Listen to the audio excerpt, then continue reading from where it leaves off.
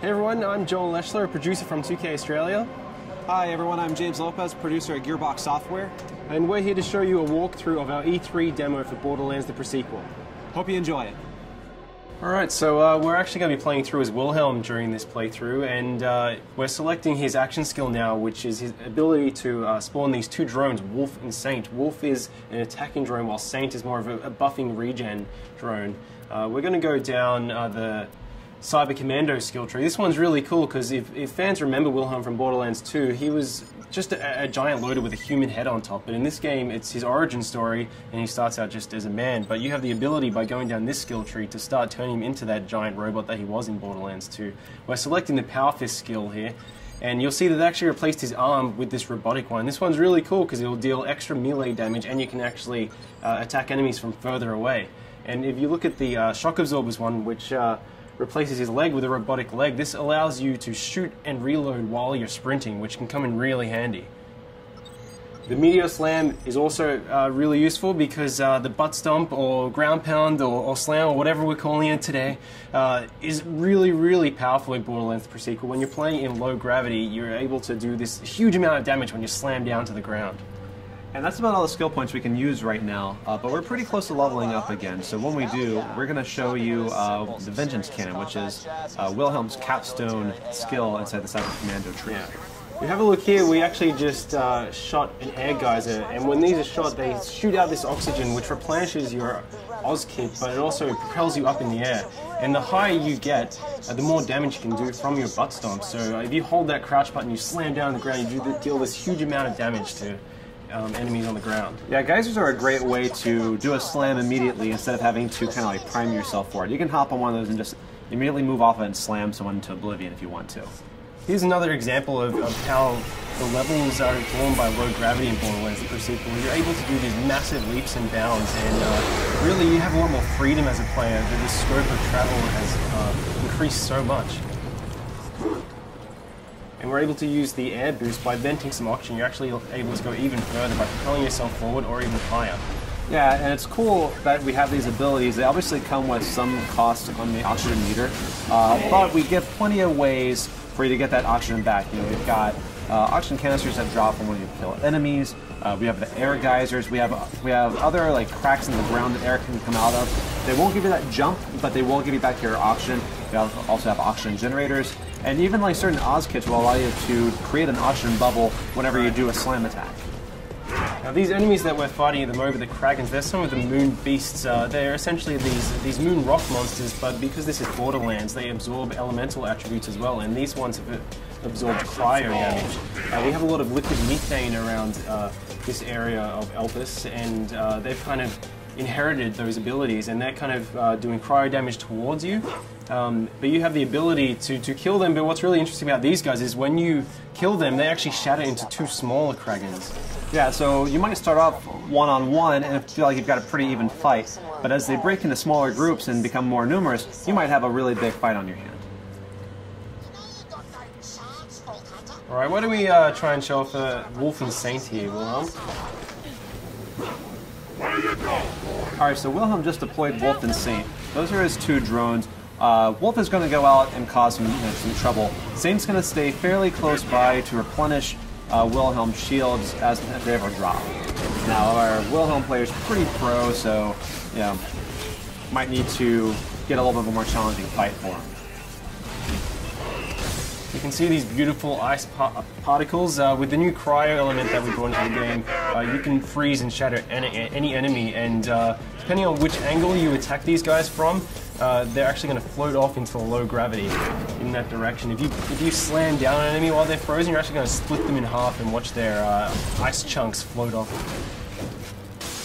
Yeah, that's really cool because the way that they shatter is always kind of customized to like whichever way you hit them. So it never really gets old. It's always different each time. It's really fun. Now, our current objective in this particular level is to redirect some liquid methane. We need to get to the Drakensberg, which is this derelict Dahl ship where we've been informed there's a military AI that we can use. Jack wants to build up this robot army. He needs this military AI to use it. So we're currently trying to redirect this methane to cool off a lava river. Now, we were just fighting the Kraken, but over here you can actually see that some of the scabs are actually riding them, which you know, you gotta watch out for because you have two enemies attacking you, and whenever you kill one of these Kraken riders, you might get a couple of little Kraken riders coming out of them. You see, Wilhelm was also using these jump pads, so along with the oxygen geysers, we have these dial jump pads which are placed throughout the levels, and some of these shoot you straight up into the air, and other ones kind of propel you really far forward. Again, if you manage to chain some of these together, you can get really, really high and do a slam, which does a massive amount of damage. Look at some of these guys, you'll see that some of these scabs have this sort of orange bubble over their head. That's their oxygen bubble. That means that if you crack that bubble, then they're going to take oxygen damage because they're not able to breathe. Which is a really cool way because you can kind of do a hit and run. You don't have to worry about necessarily about finishing them off if you're taking too much heat. You can just wait for them to asphyxiate. But some of these guys also have shields and air bubbles, and so they're a little more of a stronger fight. You have to watch out with those guys because they're more dangerous. So you can see that's an example of one of the dial jump pads which shoots you really far forward. And here we have some of the dial jet fighters, and they're going to fly around and try and do a huge amount of damage to you. And Wilhelm is doing pretty well. Yeah, that was a spot-on hit. That was really good. Oh no, but you fell off the side. That's okay because we've got plenty of jump pads. We have a lot more verticality in Borderlands now than we ever did before. So there's not necessarily any one way to get to this objective. Really, all he has to do is just find either a jump pad or a way to jump from platform to platform. Yeah, something really great about the low oxygen, it allows you to traverse these maps really, really quickly. So because you can make these massive leaps and bounds and you have these jump pads, you're able to get from one end of the map very, very fast and really get an edge on the enemies. Alright, now it looks like we just leveled up. So we're going to go and put that skill point in Vengeance Cannon. That's really interesting because if you take a certain amount of damage, Wilhelm responds with the Vengeance Cannon and can do a great amount of damage within a pretty generous period of time. You have about 30 seconds of action on this. It can come in really, really powerful when you're under the pump. Yeah. So you can see now we're actually redirecting this liquid methane, so we should be able to go over and try and freeze this lava lake. Alright, so once this pipe connects, we actually have another route on how we can get to the next objective. You could just go down to the ground if you wanted to, but because of the verticality in the pre-sequel, we can actually continue along this path here. All you have to do is have the option to make the jump, and then you can actually run along this pipe here. So there's plenty of ways to explore this map and get pretty much to anywhere you need to get. Yeah, it's really cool as well. Our level designers have built the map so, especially when you're playing co-op, you can have each player, they can approach each of these sites from different angles. So we could have taken that pipe all the way along while Athena went down via the ground and went over to the via the jump pad. Yeah, people that are especially fond of sniping should keep an eye out for these kind of opportunities because you get a superior angle from which you can snipe off those oxygen bubbles or just do just a bunch of damage in general. Yeah, absolutely. So we're going to continue along this way, and Athena's going to continue on the ground, and they're both getting that. She's going to jump across this chasm here, and we're going to get on to the next big fight.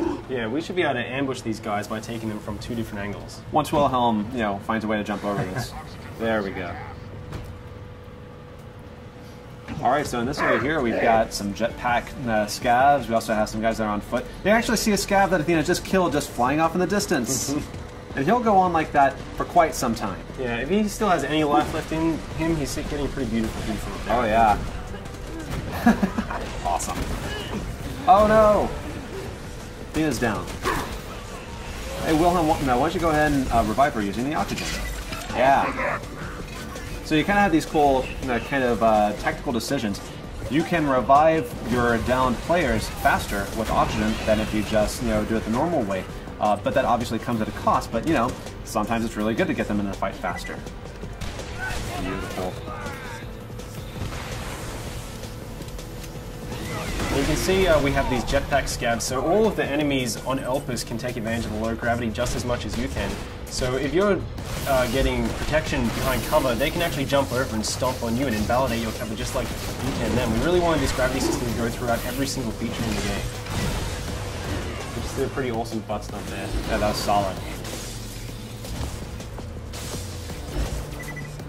Here's some of our new vending machines that we're just kind of teasing as we run by them, but you can see more about them later on. All right, we're coming into the processing plant now. This is actually where you just directed the liquid methane to, and it's really important that you do this because we're going to use it to freeze a lava river so we can form a natural bridge we can cross over to the Drakensberg in the next map. Now this has a lot of enemies in it. Definitely a good time to bring out Wolf and Saint. Yeah, try and use those jump pads to get a height advantage of the players as well. If you stomp down. He just shocked that scav when he did that ground pound because of his because of the Oz kit that he has. It's really cool because each Oz kit can have a variety of features on it. Some of them will do your basic oxygen extension, but some also add elemental attacks. Some will create oxygen bubbles whenever you do a slam. There's a lot of layers to them because it's really important to us that our gear be relevant and offer some really cool stuff. Obviously, these sort of varieties are really important to us. Whenever we added the ice elemental, this also is represented across all gear items. So you've got it in shields, you've got it in grenade launch, you've got it in guns, and we also have lasers.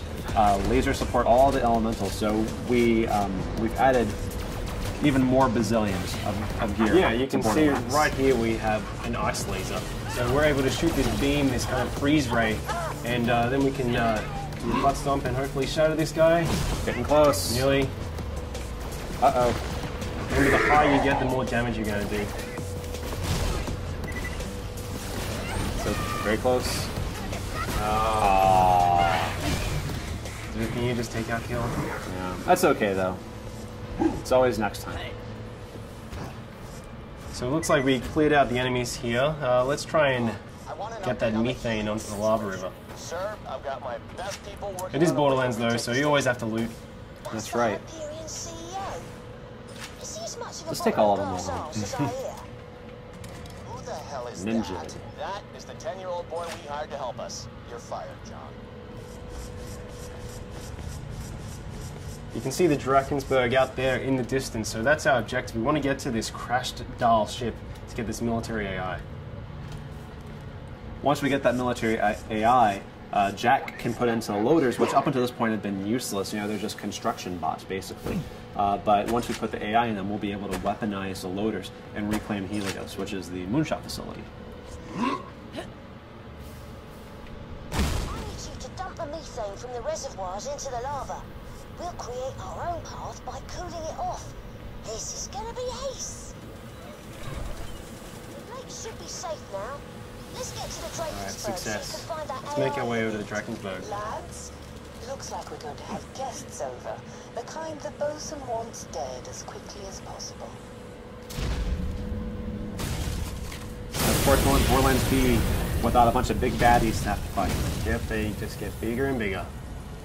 I really like that he is an ice dragon, but he also has lava inside of him. Yeah, I see that all the time. Yeah, it makes sense. All right, guys, and that's our E3 demo. We hope you enjoyed seeing it. Please stay tuned for more pre-sequel news.